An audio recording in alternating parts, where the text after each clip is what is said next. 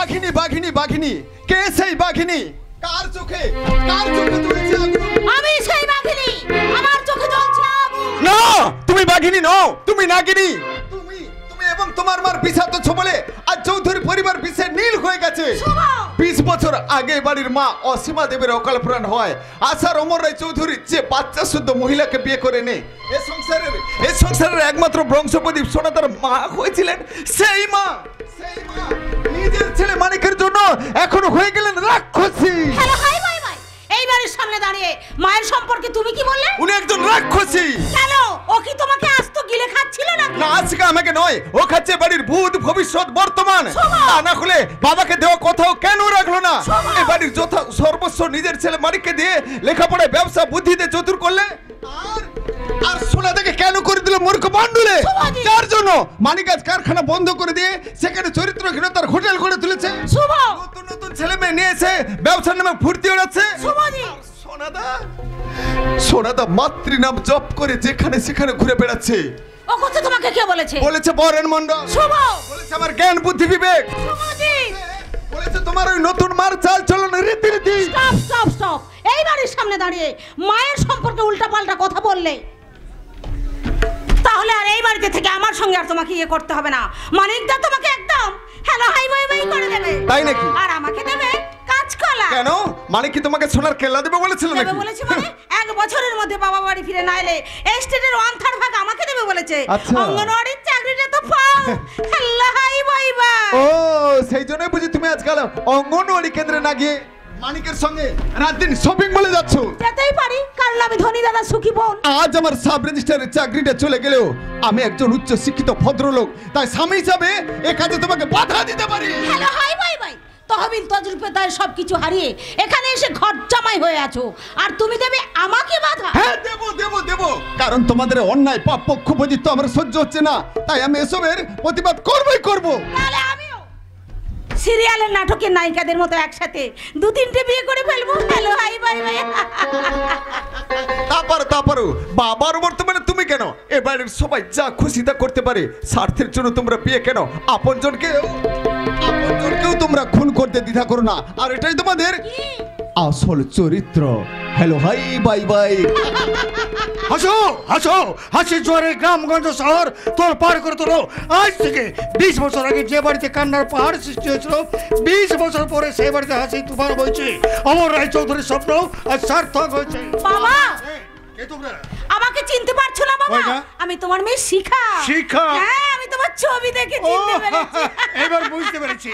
আজ থেকে 20 বছর আগে তোকে মায়ের কোলে রেখে ওই ব্যবসা সংক্রান্ত ব্যাপারে বিদেশে গিয়েছিলাম। তা তুই এত বড় হয়ে গেছিস মা।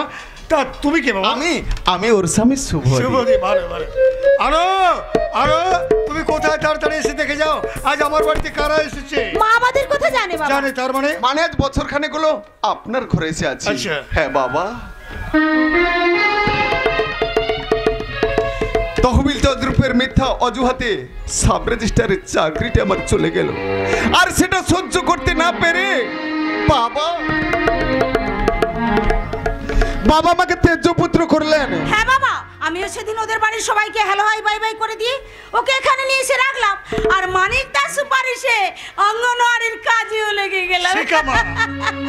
জানো বাবা, মা আমাদের বিপদের কথা শুনে সেদিন কিন্তু দূরে সরিয়ে দেয়নি, ভালোবেসে বুকে টেনে নিয়ে আশ্রয় দিয়েছে। হ্যাঁ, তা তো দেবে রে মা, তা তো দেবে।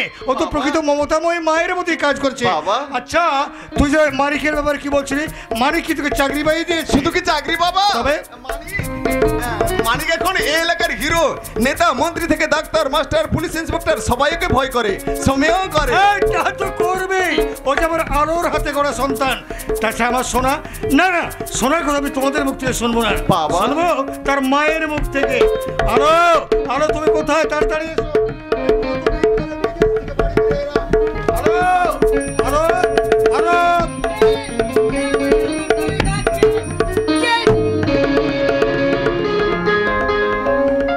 তুমি? হ্যাঁ আমি। এতদিন বাদে কি করবো বলো, অ্যাক্সিডেন্টে আমার অস্তিত্ব লোপ পেয়ে গিয়েছিল, শুধু তোমার পুণ্যের জন্যই ফিরে আসতে পেরেছি। তাই যেন হয় গো, তাই যেন হয়। আমার পুণ্য যেন তোমাকে কোনোদিন না সরায়। না সরাবে না, কারণ তোমার এই স্মৃতি সিঁদুরে জোর আছে। বাবা তোমরা এখনো এখানে দাঁড়িয়ে আছো? আরে যাও যাও, আমার সোনা মানিককে আমার কাছে নিয়ে এসো। তাদের আমি কতদিন দেখিনি বাবা। আজ আমি দু চোখ ভরে দেখবো। যাও তাদের আমার কাছে নিয়ে এসো। কিন্তু বাবা, মানিক তো এখন এখানে নেই। সোনাদার দেখা পাও মুশকিল। তার মানে ওরা বাইরে থেকে লেখাপড়া করছে বুঝি? না মানে সে কথা আমি তোমাকে পরে বলবো, আগে তুমি বাড়ির ভেতরে চলো, রেস্ট নাও, তারপর। না না, সে সময় এখন আমার হাতে নেই। তাছাড়া ওদের দেখার জন্য আমার প্রাণটা বড় ব্যাকুল হয়ে উঠেছে। তাছাড়া আমার মানিক নিশ্চয় সেরা বিজনেসম্যান হওয়ার জন্য বিদেশে গেছে। আর আমার সোনা নিশ্চয় ডাক্তার হওয়ার জন্য কোনো মেডিকেলে জয়েন করেছে। না না বাবা না। তবে আপনার মানিক আমাদের মতো লেবারদের ভিখারি করে দিয়ে কারখানা বন্ধ করে দিয়েছে। নরেন, সেখানে গড়ে তুলেছে shopping mall, 5 star hotel, Naren আর সুরা সুন্দরীদের নিয়ে মহড়া শুরু করেছে। না। মহড়া। আর আপনার সোনা লেখাপড়া না করতে পেরে যেখানে সেখানে বাউন্ডুলের মতো ঘুরছে। না। হ্যাঁ বাবা। হতে পারে না, কিছুতেই হতে পারে না। কিন্তু আরব, আমি তো আমার কথা মতো যথা সর্বস্ব আমি তোমাকে দিয়ে গিয়েছিলাম। তা তুমি তোমার কথা রাখতে পারো না কেন? কেন তুমি হতে পারো না সোনা মানিকের মা? আরব, এর জন্য দায়ী কে? মাতৃ আজ্ঞা বহনকারী এই কৃতদাস। কৃতদাস? হ্যাঁ বাবা, আমি যা করেছি সব মায়ের আদেশেই করেছি। মায়ের আদেশে করছো? তার মানে তুমি তোমাদের 7 রাজার ধন মানিক, পিতা স্বর্গ পিতা ধর্ম, পিতা হে পরমঙ্গ তপ, পিতরে প্রতিমা পণ্যে প্রিয়ন্তে সর্বদেবতা। পিতা স্বর্গ পিতা ধর্ম, পিতা জগতের আলো, তার সে চোখ দিয়ে দেখেছি মন্দ ভালো, দেখেছি মন্দ ভালো। পিতা স্বর্গ পিতা ধর্ম। না, তোর প্রণাম আমি চাই না। কেন বাবা, কেন? আমি কি অপরাধ করেছি? তুমি চৌধুরী স্টেটে সবকিছু একা ভোগ করার জন্য সোনাদাকে লেখাপড়া না করতে দিয়ে মূর্খ বান্ডুলা করে দিয়েছো। তুমি চুপ করো। ও চুপ করলো, আমি কিন্তু চুপ করব না। আমি জানি এই মানিক রায় চৌধুরী মদ মেয়ে ছেলে নিয়ে ফুর্তি করার জন্য ওই কারখানাটা বন্ধ করে দিয়েছে। না বাবা না, আমি তোমার পায়ে হাত দিয়ে বলছি, এরা যা বলছে তা সম্পূর্ণ ভুল। ঠিকটা তুমি কি মানে? ঠিকটা হলো এই লেবারগুলো কাজ না করে নিম্নমানের প্রোডাকশন তৈরি করছিল, তাতে আমাদের কারখানা লস হচ্ছিল। তবু এরা মজুরি বৃদ্ধির দাবিতে বারবার হরতাল স্ট্রাইক করলো। তাই মায়ের আদেশে আমি কারখানাটা বন্ধ করে সেখানে একটা শপিং মল আর একটা 5 স্টার হোটেল তৈরি করেছি। বল না শিখা, বল না, আমি যা বলছি না সত্যি কিনা বল না। বল শিখা, তা না হলে কিন্তু সম্পত্তির 1/3 তুই পাবি না।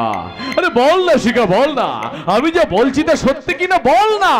হ্যাঁ বাবা, আমি প্রত্যক্ষদর্শী বলছি, মানিকদা যা বলছে সব চন্দ্র সূর্যের মতো সত্যি। হ্যাঁ বাবা, আমি যা বলছি তা সবই সত্যমেব জয়তে। না, এ মিথ্যা মিথ্যা মিথ্যা। সোনাকে মূর্খ বাউন্ডুলে করে রাখলি কেন? কি করব বলো? সোনাকে নিয়ে তো আমি পাঠশালায় যেতাম, কিন্তু মাস্টারমশাই যখন বলতো বলো অ আ, ও তখন বলতো ম্যা ম্যা। তবু মাস্টারমশাইরা ওকে ক্লাসে তুলতো, কিন্তু ও যখন প্রতি ক্লাসে ফেলের পর ফেলের হ্যাট্রিক করতে শুরু করে দিল, তখন এই মা আমাকে বলল, ও যখন নামটা সই করতে পারে তখন আর লেখাপড়া শেখাবার কোনো দরকার নেই। বলো না মা, বলো না, আমি যা বলছি তা সত্যি কিনা বলো না। বলো মা, তা না হলে কিন্তু তোমার সোনাকে আমি আজই শেষ করে দেব। বলো না মা, বলো না, আমি যা বলছি তা সত্যি কিনা বলো না। হ্যাঁ গো, মানিক যা বলছে সব সত্যি। মা, হ্যাঁ বাবা, আমি যা বলছি তা সবই সত্যমেব জয়তে। না, এ মিথ্যা। কারণ আমি এখানে 1 বছর থেকে মাস্টারের কাছ থেকে জেনেছি তুমি সোনাদার বই খাতা ছিঁড়ে ফেলে দিয়ে সোনাদাকে মারধর করতে, তাই সোনাদা স্কুলে যায়নি। না, জামাইবাবু ঠিক কথা বলেছে, আর আমি যা বলছি বর্ণে সত্য। এই মানিক রায় চৌধুরীর ভয়ে এরা সব আসল সত্যটা চাপা দিতে চাইছে। কিন্তু আমি যখন এসে পড়ছি তোর আসল সত্য আর চাপা থাকবে না। নরেন, তুমি এখানে যাও, লেবার নিয়ে গিয়ে ওখানে শপিং মল বন্ধ করে পুনরায় কারখানা চালু করো। ঠিক আছে। আসমদীপ, তুমি এখানে যাও, সোনাকে খুঁজে নিয়ে এসে ভালো স্কুলে ভর্তি করে পুনরায় লেখাপড়ার ব্যবস্থা করো। যাও। না, তোমরা না বললেও আমি এখনই গিয়ে সোনাদাকে খুঁজে বের করবই। তাই সব ভয়কে তুচ্ছ করে আমি চললাম সোনাদার সন্ধানে। আচ্ছা, আর আমি চললাম আপনার আদেশে ওই লেবারদের নিয়ে কারখানা খুলতে।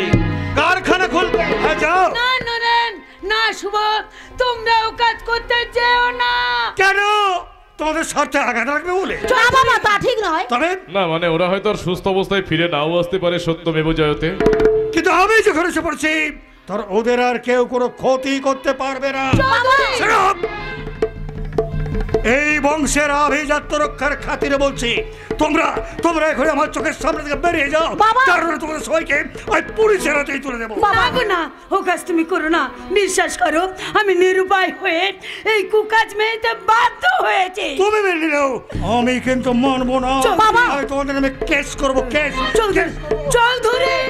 কেন বাবা, কেন? আমরা কি তোমার আপনজন নই? সেই প্রশ্নের উত্তরটা তুমি তোমার মায়ের কাছ থেকে জেনে নিও। তোমার কোনো প্রশ্নের উত্তর দিতে রাজি নই। তাহলে আমায় কিছু টাকা দিয়ে দাও। টাকা? হ্যাঁ টাকা। ওই বিদেশে যাওয়ার আগে আমার সমস্ত টাকা ওই সোনার নামে দিয়ে দিয়েছি। তাহলে এই কাগজটাতে একটা সই করে দাও, তোমার সব সম্পত্তি আমার নামে করে দাও, কারণ আমিও তোমার সন্তান। সন্তান? সেই সন্তানের মর্যাদা তুমি আজও পর্যন্ত দিতে পারোনি। তাই হল প্রমাণে আমার নামে থাকলেও তার থেকে এক কাটা জমিও আমি তোমাকে দেবো না।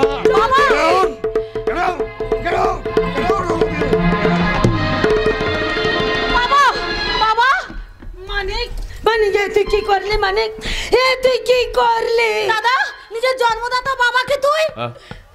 না না শিখা, না।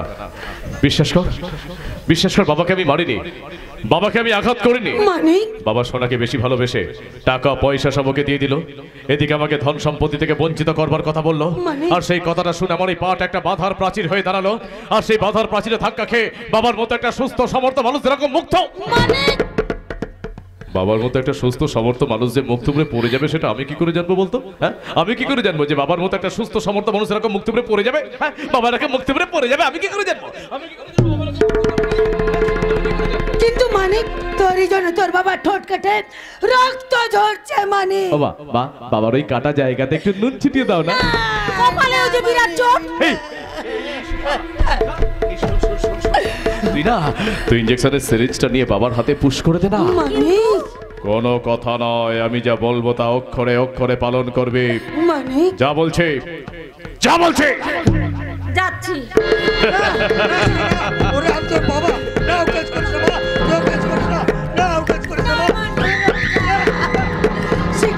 শিখা লক্ষ্মী মেয়েকে আমার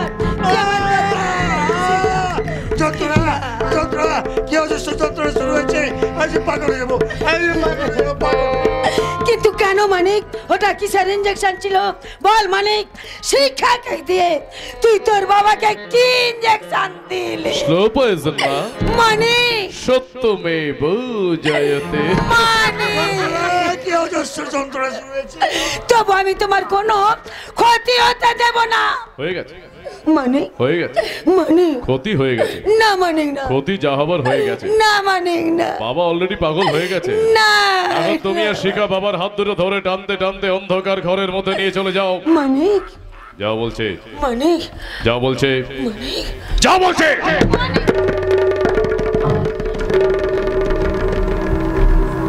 শিখা, তুই প্রত্যেক দিন অন্ধকার ঘরের মধ্যে বাবাকে ইনজেকশনটা পুশ করবে, মনে থাকবে?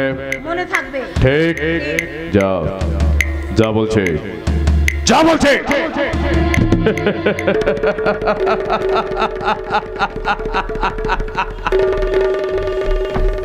মা, তুমি ওই অন্ধকার ঘরের মধ্যে গিয়ে বাবাকে দিয়ে উইলের সইটা করিয়ে নেবে।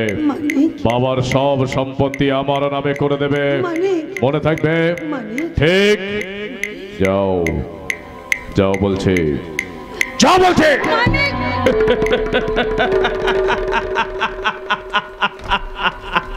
আর আমি ততদিন সোনার সমস্ত সম্পত্তি দু হাতে ক্রাশ করে ভোগ আর বিলাসের মধ্যে হোটেল লজের ব্যবসা করে একেবারে রাজা হয়ে থাকবো, মহারাজা।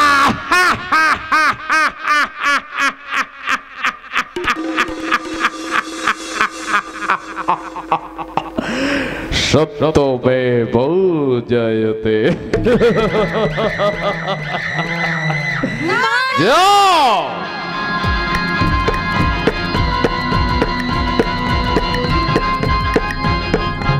চ্যালেঞ্জ চ্যালেঞ্জ চ্যালেঞ্জ বাবা যেহেতু আমাকে আদেশ দিয়েছেন তাই আমারও চ্যালেঞ্জ, আমি যে কোনো উপায়ে সোনাদাকে খুঁজে বের করবই। আর আমারও চ্যালেঞ্জ, যেভাবে হোক ওই কারখানা আমি খুলবই খুলবো। সোনাদাকে যে কোনো উপায়ে খুঁজে পেতেই হবে। ওদের আসল উদ্দেশ্য যখন আমি টের পেয়ে গেছি তখন সোনাদাকে শিক্ষিত চালাক করে ওদের বড় ফাঁদে ছাই ফেলে দেবো। এতদিন আমি আমার ভাই বোনের মুখে হাসি ফুটিয়ে তুলতে পারিনি, এবার আমার ভাই বোনের মুখে আমাকে হাসি ফুটিয়ে তুলতেই হবে। সোনাদা এবার চালাক হবে, ওদের সম্পত্তি মানিককে আর আমি নষ্ট করতে দেব না। আজ আমার বোন ওই সুন্দরীর কলকাতা থেকে বাড়ি ফিরে আসার কথা, কিন্তু এখনো তো বাড়ি ফিরে এলো না। ও বাড়ি ফিরে এলে ওকে আর আমি কলকাতায় পাঠাবো না, এখানে একটা ভালো ছেলে দেখে ওর আমি বিয়ে দিয়ে দেবো। কিন্তু কোথায় সোনাদা, কোথায় কোথায় কোথায় সুন্দরী? সোনাদা সুন্দরী